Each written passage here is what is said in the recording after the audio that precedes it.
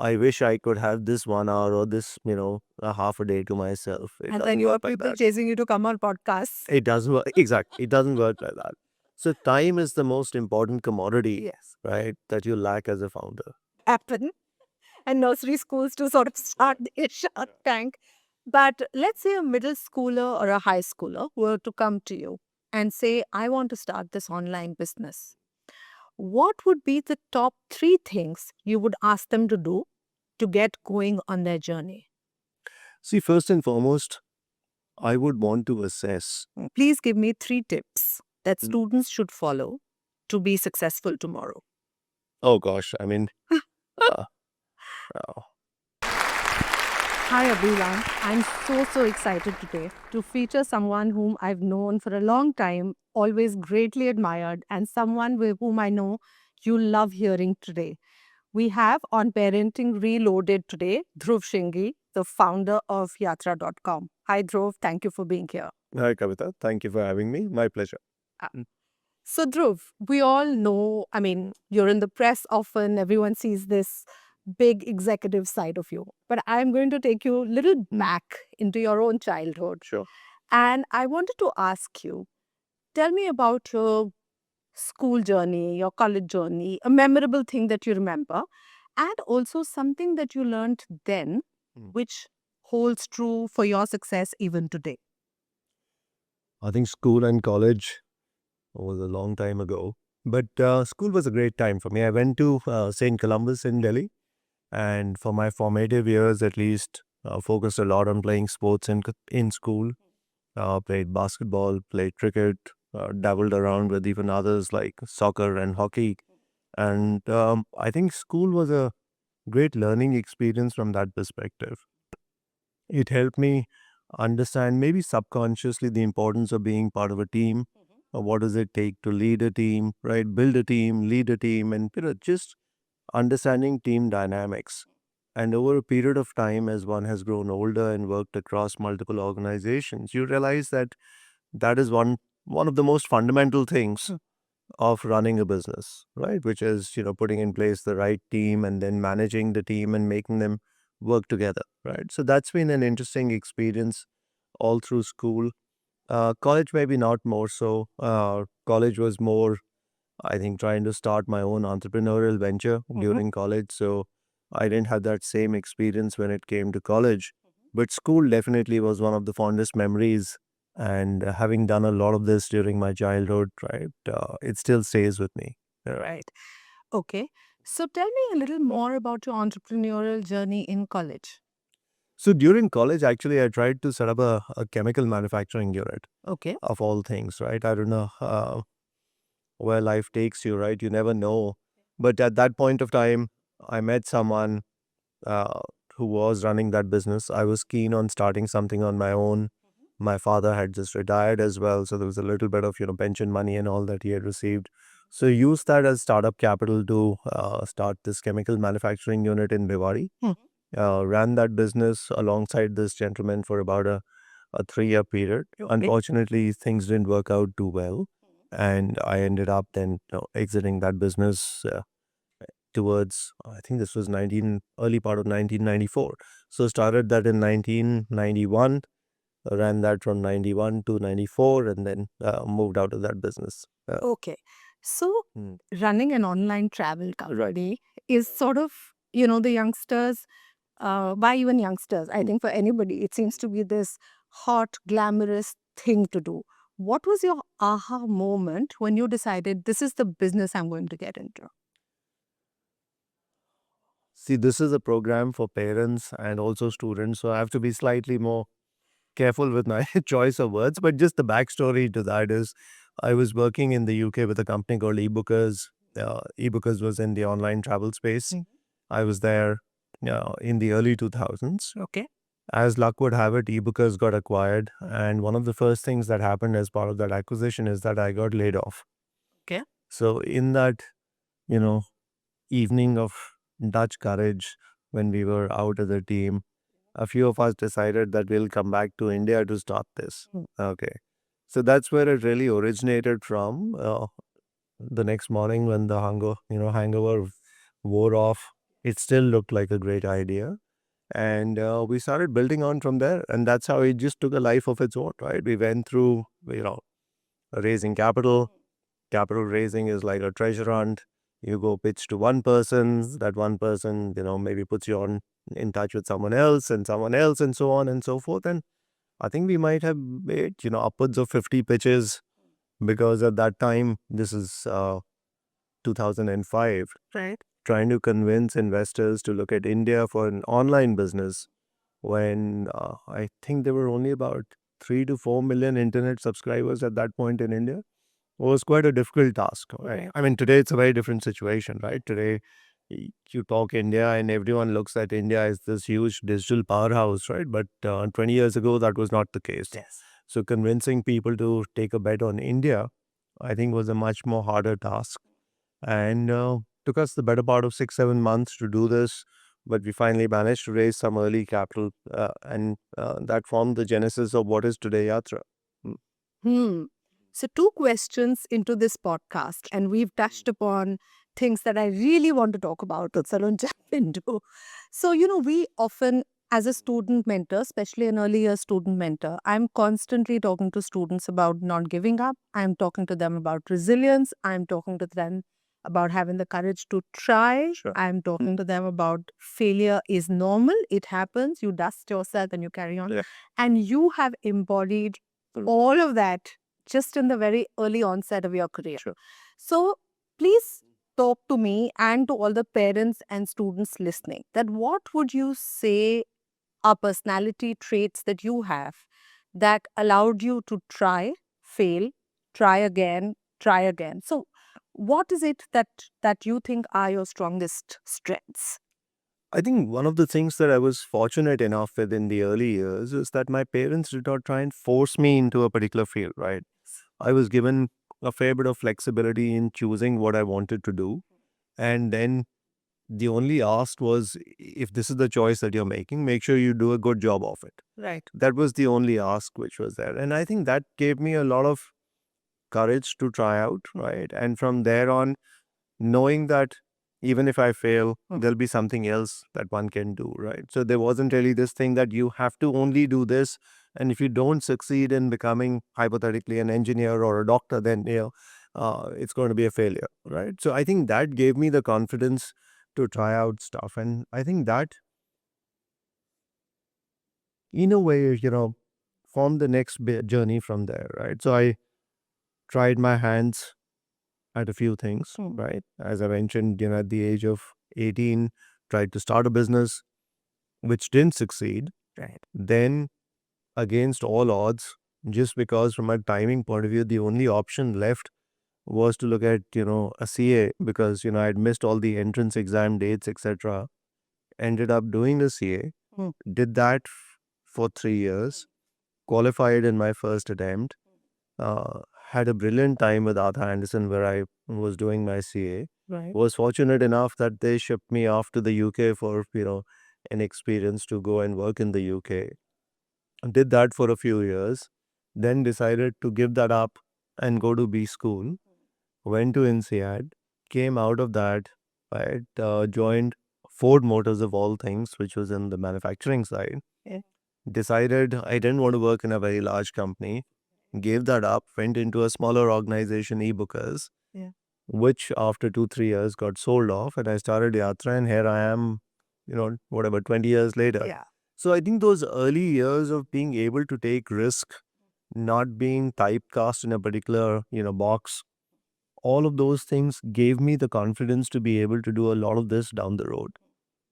So I think here it's important to also qualify that while you were taking the risks, I also heard you say when I chose to do CA, I got in the first attempt. Right. So I think the messaging is that even though you're taking risks, even though you're changing trajectories, you continue to work hard at whatever you're doing at that point of time. I think, as I said, this thought process that it's a choice that you are making, right? And then once you've made a choice, you have to really deliver and live up to that choice. So the accountability, in a way, moved on to me to deliver on it. Right. It wasn't a scenario that this is a choice which is being forced upon me, so I don't know why I'm doing it. Right. It became this is a choice that I have made, so I have to make the most out of it. All right.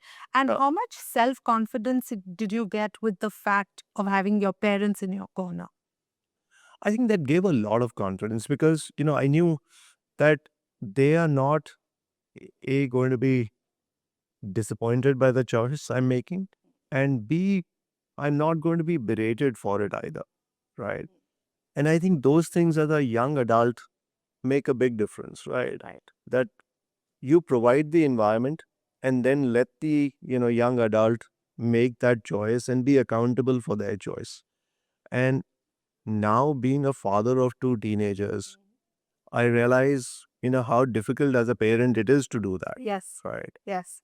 Our natural instinct today as a parent, and I know I'm digressing a bit, but just my natural instinct as a parent is to, try and find solutions Yes. rather than giving the child the option Yes. of going and finding a solution. And my job is to provide the safety net around it. Absolutely. And you're not digressing at all. The channel is called Parenting Right. Reloaded. So we would definitely talk about you as a parent in your and your so the thing is that today's parents, I feel maybe because the world has become more complicated than earlier, or maybe as individuals, we have stepped out of our comfort zones and done things, not along the standard path of following a certain career from start to finish, like maybe our parents did. I think we understand um, the ups and downs a little better. So, hence, our need to protect is stronger. But really, don't you think we're doing a disfavor to the next generation by not allowing them to stand and find their own feet? I think, what's happening to a certain extent is, and this is more of reflection of my own experience and, whatever little between my wife and I, we would have seen. Our reaction to a great extent is governed by our own experiences, Yes. right? And we've seen from there how competitive the world has become, Yes. how much harder it is today to succeed, right? As opposed to where it was maybe 30, 40 years ago. And that is what drives a lot of our fears, right? So I feel in today's environment, this overload of information is making parents, including us, a lot more fearful. And then the decision making gets made not objectively, but out of fear, right? Right. It also gets made, I feel, at times by looking at peer set, by looking at what at least others are projecting. That may or may not be correct, Yes. but that's what you end up seeing around you. Correct. And that then drives a lot of your thought process. So I think the hardest task I faced as a parent is how do I filter all of that out and let my child make the choices that he and she want to make, right? Rather than try and force them in a particular direction. Yeah. You also said about succeed. Hmm. Let's talk about what does success mean to you as an entrepreneur? And then what does success mean to you as a parent for your children? I think success is a very hard thing to define, right? And it also changes, I feel, over a period of time. Absolutely. Okay. When you're young, at that point, your definition of success is very different, right? To today, where my definition of success, and, I think I would be successful when I'm able to have complete control over my time, right? When I have a lot more time to do what I want to do, right? I am working not because I have to, but because I want to, right?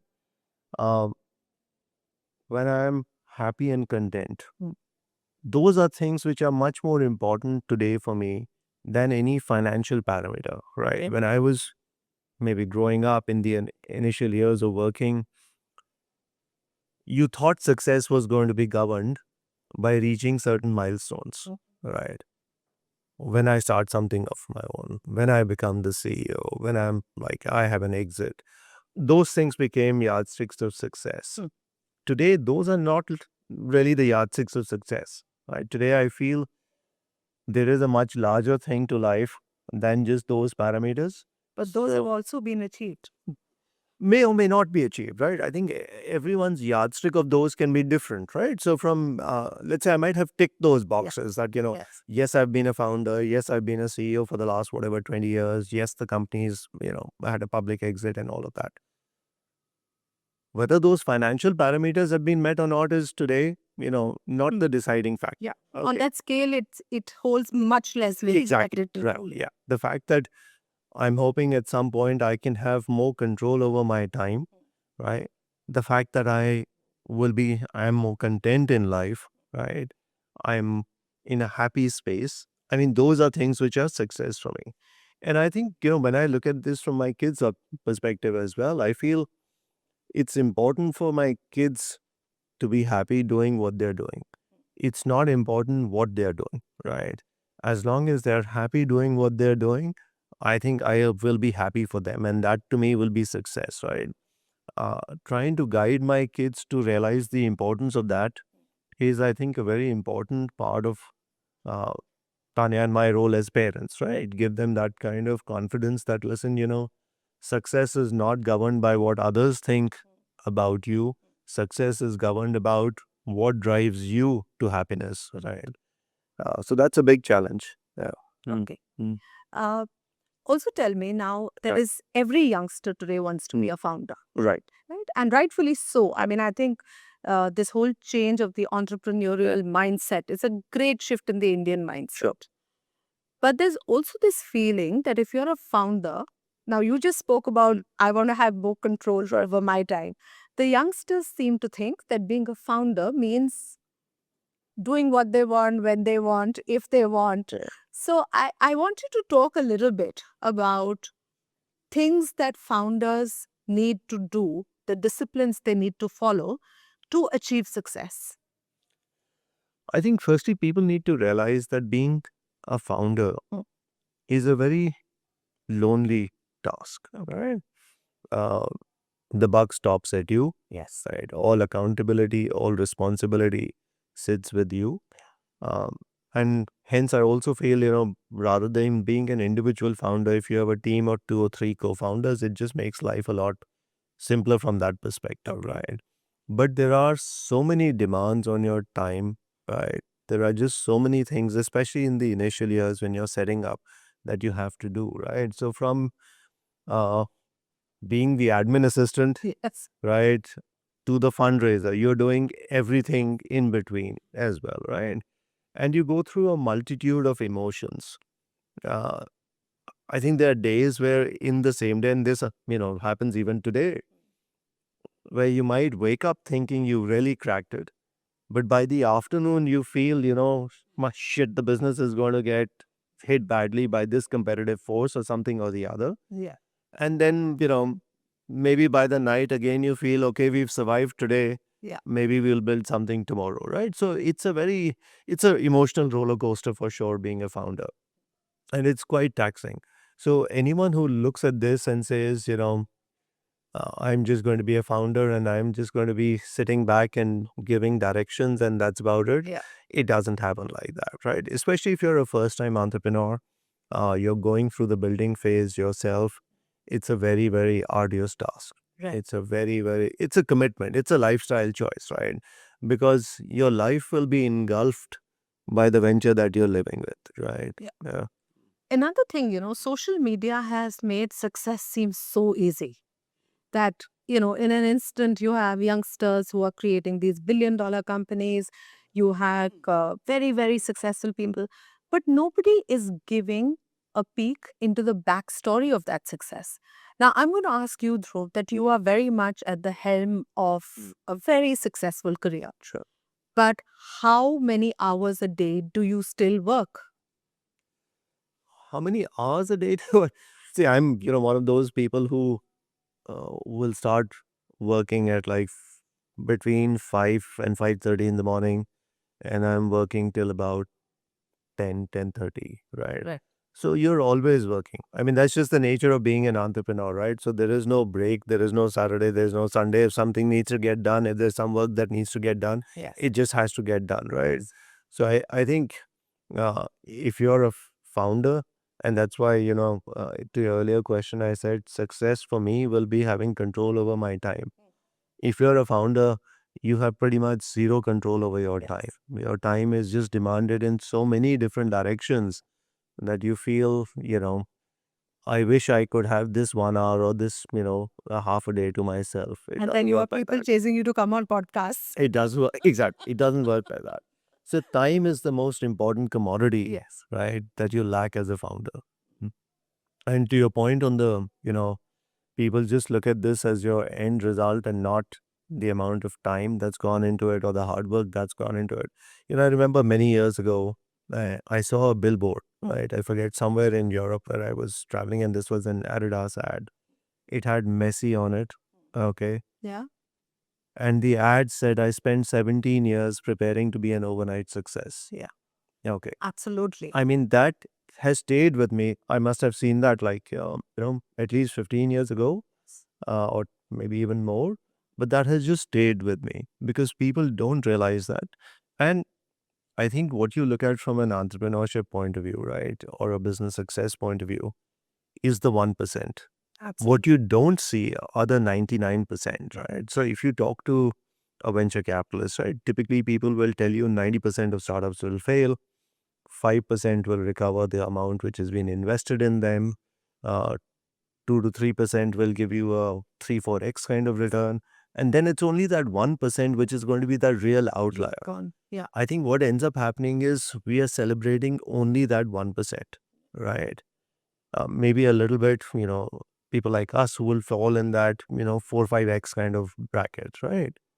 And then no one is looking at what's happened to the balance 95%. Yes. There is so much hard work, blood, sweat, and toil which has gone into that 95%, which does not get recognized. Yeah.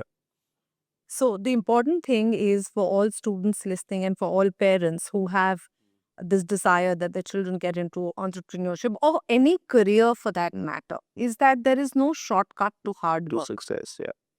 There is just success may come at a later date, may be deferred to another project. Right. But that thing of digging in, digging deep and working hard is just a non-negotiable. Absolutely. You know. Absolutely. So, Mm. okay. If a high schooler or a middle schooler would come to you, because these days, you have early Shark Tank, you have young Shark Tank. I'm waiting for primary Shark Tank to happen and nursery schools to sort of start their Shark Right. Tank. But let's say a middle schooler or a high schooler were to come to you and say, I want to start this online business. What would be the top 3 things you would ask them to do to get going on their journey? See, first and foremost, I would want to assess, and I would want them to assess that do they have the commitment? Why is it that they want to do it? I think answering the why is very, very important because the why is what will drive your commitment through dark hours. And there will be lots of dark hours in the entrepreneurial journey, right? So, being sure of why you're going to do this, then what is it that you're going to do? How clear are you on what you're going to do? See, at times what happens is people come in, they want to churn the ocean, right? I find those business ideas very difficult to evaluate, right? To me, having a more specific and concrete idea and saying I'm going to solve this problem is much more valuable than saying I'm going to just churn the ocean at a very motherhood kind of statement, right? So, seeing and assessing how precise is the problem statement that the entrepreneur wants to solve or young entrepreneur wants to solve Yes. is another very important facet. Okay. And then assessing what skills do they have that will make them successful. Mm-hmm. And, if it's a high schooler, for example, it's, they don't have enough of a, Yes, data absolutely. bank in terms of experience to be Yes. able to judge. Then you're looking at just a few traits in terms of where they've grown up, what are the kind of things they've done, when have they faced adversity, and how have they responded to adversity, right? That becomes another very important critical, benchmark for me because how you react and respond to adversity is one of the hallmarks of being an entrepreneur. Okay. Because there is no industry, no business which will not go through a lot of ups and downs, right? How you're reacting to those is what's going to determine success or failure for you, right? I mean, we had a situation 2012 when Kingfisher went bankrupt, right? They owed us a lot of money. They were one of our largest airline partners. And overnight, 25% of our business disappeared, right? More recently, it happened with COVID. Our businesses came to a standstill, right? I remember 31st of March 2020, we were about 2,500 people. By 30th of June, we were 970. So in a quarter, we had to let go almost 1,800 people, right? So you will face adversity. It's just how you react to it, how you respond to it, right? Is what will determine difference between success and failure. So seeing how someone has faced adversity in their short life, right, is also an important parameter of how they will go forward. Okay. So one of the things that I do when a student starts working with me is ask them the question that if you could take a gap year from school, what would you do? And not 9 out of 10, 10 out of 10 students will say, I want to travel, You're right. right? So, and then my next question is, where would you like to travel? And let me tell you, student tastes have evolved. We are no longer saying, I want to go to Disneyland. Huh? That's sort of That now. is busted, yeah. So now they're talking about, so just digging deeper into, why would you like to go? What does that destination mean to you? And, some have very interesting answers. Yeah. Well, some will come up with the normal. Talk to us about a trend you're seeing in travel that is going to impact youngsters in the future. I think travel has evolved a lot, like you rightly mentioned, over the last decade or so. And I see this now in terms of from an Indian consumer's point of view.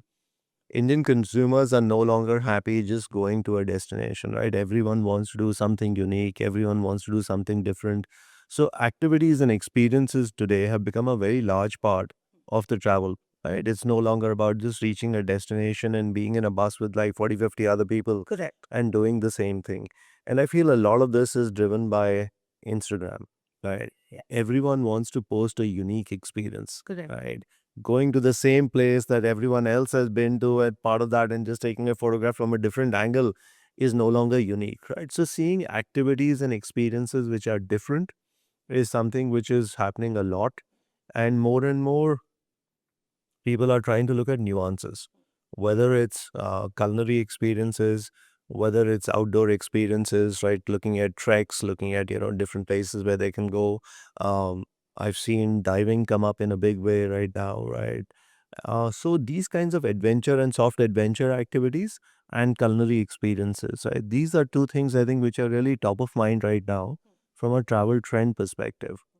I think the other thing which will also happen, and this is more from a business point of view, is how people get inspired will change a lot, right? Meaning, there is a lot more AI dependence now in terms of curating itineraries, in terms of being able to tell you and guide you on what to do. Because as the bots improve, they will have a deeper understanding of you based on the search history that you're performing day in, day out, right? So from there, they will give you curated ideas of what, Kavita would like to do, right? Or what a Dhruv would like to do. And then as travel companies, how do you stay one step ahead and add value to that process becomes very hard, right? So that's a key challenge for us. But in terms of the way consumption is happening today from a consumer point of view, we are seeing much more nuanced experiences and demand for experiences come up. And also, people, even when they're traveling for work, they want to take that side break, right? They want to have those 2 days where they can go and do something different, or they want to have that, one night kind of experience where you can go for a fancy meal. All of that gets bundled along with a work trip.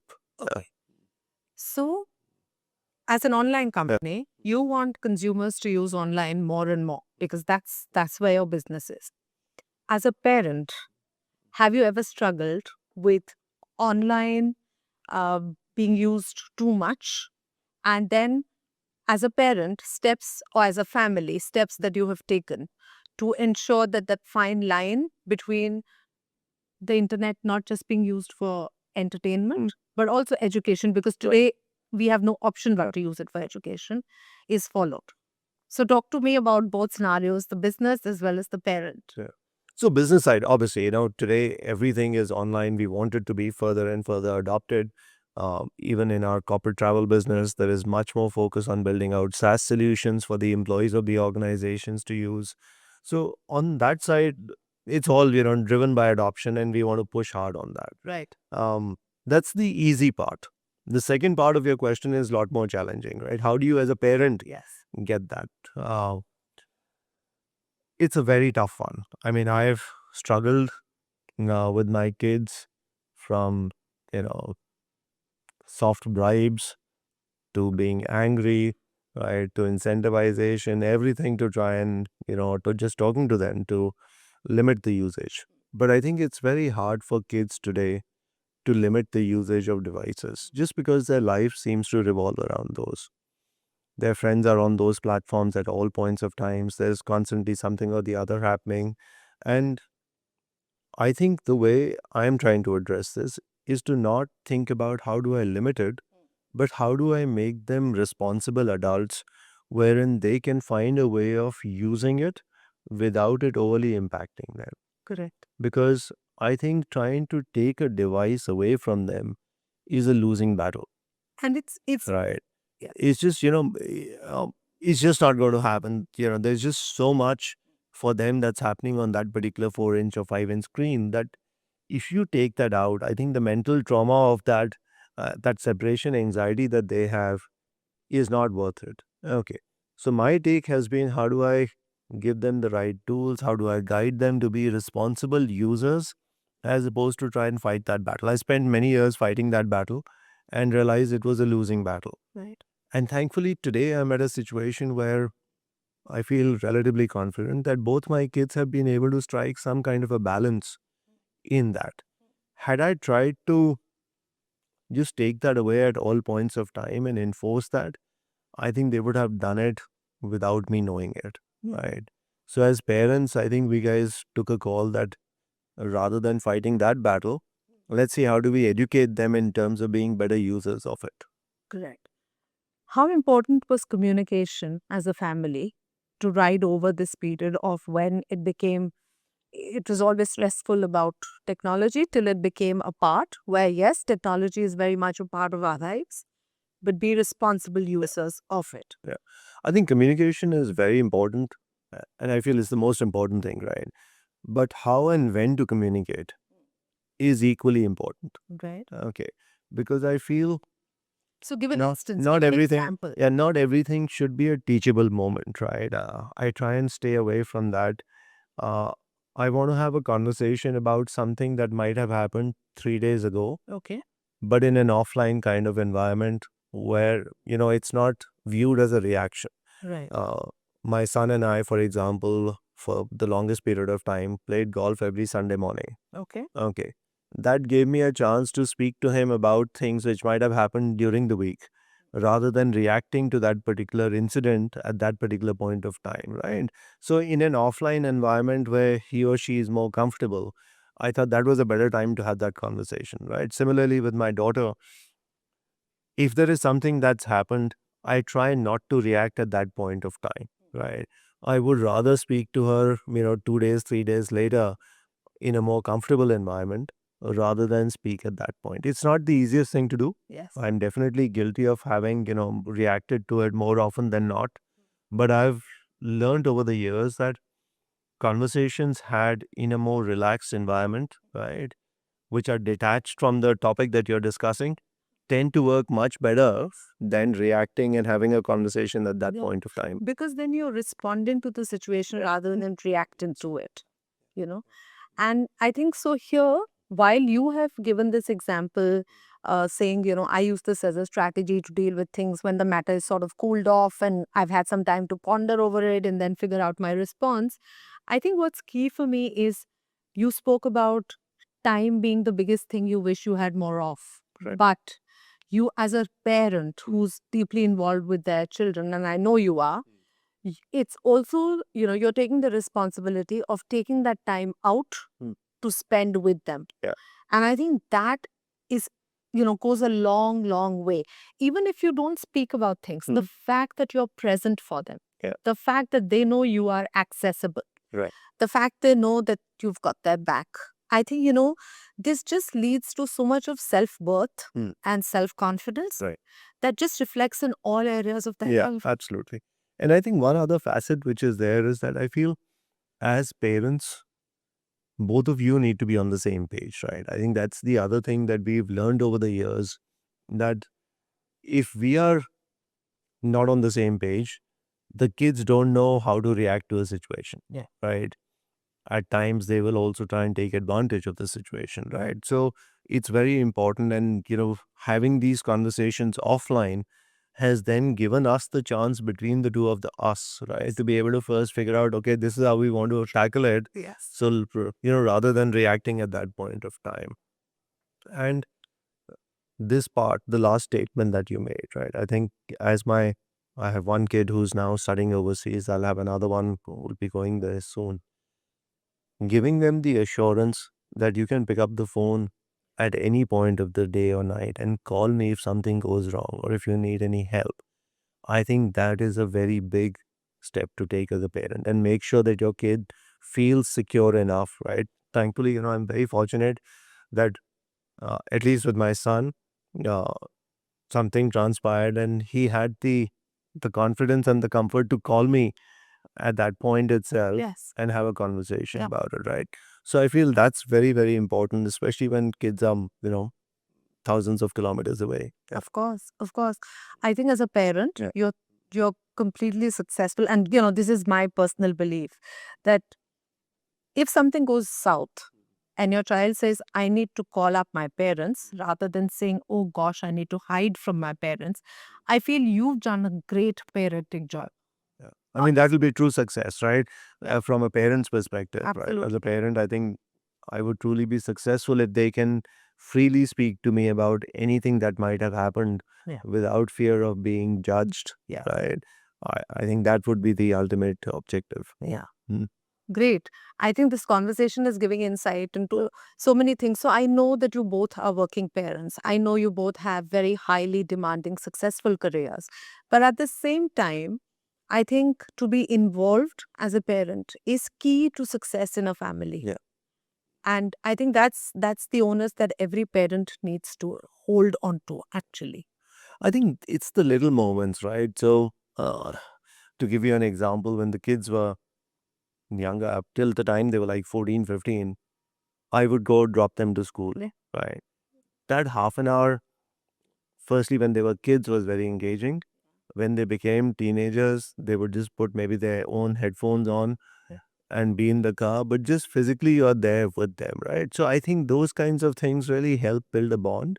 Yeah. And I obviously feel, and maybe slightly biased, that travel is another great opportunity, Yes. because then you're again outside the environment. You're in a more, relaxed comfort zone. So you're able to have a lot more meaningful conversations when you're doing something like that, as opposed to, when you're in your day-to-day routine environment. That's Yeah. very true. That's very true. Mm. You spoke about sports at the beginning of our conversation. How important to you as a parent is sports in the scheme of success for a child to be successful in the future? I feel it's extremely important because there are two things. One, it helps you from a teamwork point of view, right? Second, it builds a lot of discipline.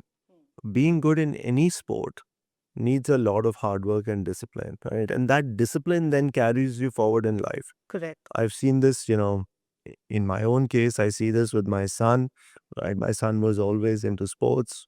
And today, his ability to do a lot of things is governed by that discipline that he learned as part of that. Correct. The years of training, being up in the morning, doing things in a regulated manner, all of those things pay off later in life. So for me, sports is a very integral part of what you do. And I'm going to add one more Yeah. thing to that. When you play a sport, you don't always win. Yeah. Yeah.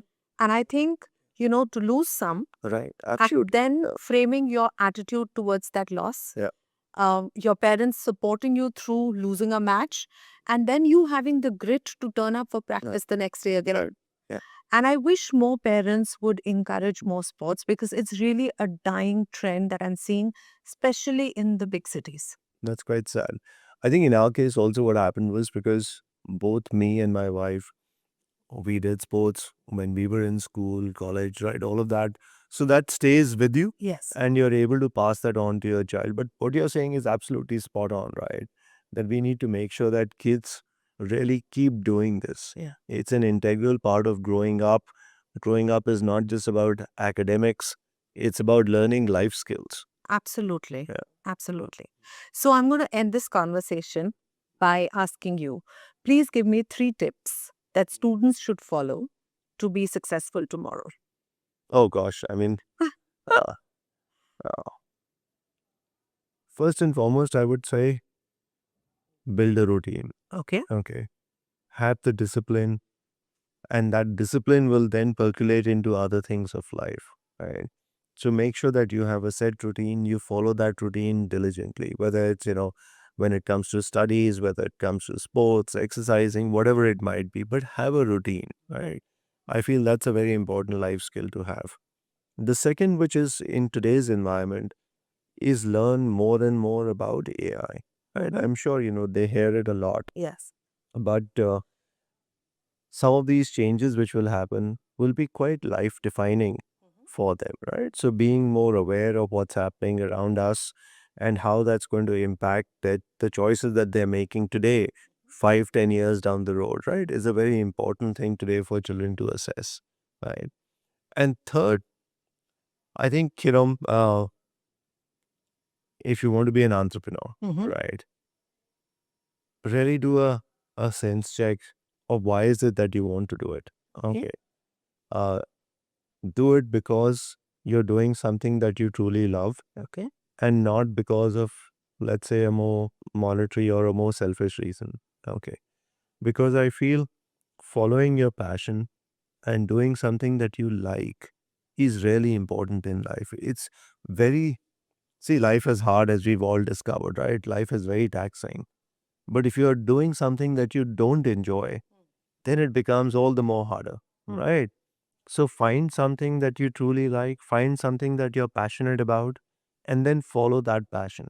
Hmm. It'll allow you to be much better at what you're doing if you feel it's something that's, a passion for you. Yeah. Whether it's art, whether it's sports, whether it's entrepreneurship, or even if it's a particular profession, right? You're a doctor, you're doing engineering, whatever it might be, at least do something you're passionate about.